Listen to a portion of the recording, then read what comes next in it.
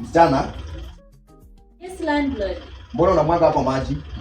Ukimwaga hapa maji huwa ina block. Alafu baadaye inaanza kunuka. Oh, mzee sikuwa najua. Next time ukuwa unamwaga maji kwa choo, sawa? Sasa mzee nimesikia. Nikipata umemwaga hapa, kwa hiyo plot yangu utatoka.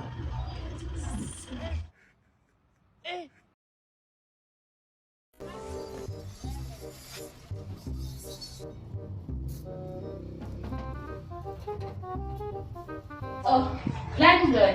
Msichana, makelele ni ya nini kwa ploti? Ama ni ujue wewe ni Mjaluo? Zibie kitu mara moja. Sasa. Alafu ujue hata sisi hapa tuko na ufa, tuko na ma-TV, na hapo watu wamechoka, hawataki kusikia makelele zako. Sawa sawa? Sawa. Nisisikie tena nikiwa huko kwangu.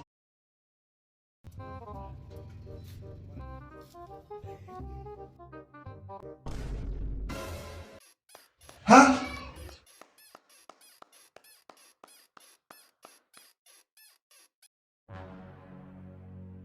Kuna nini tena mzee?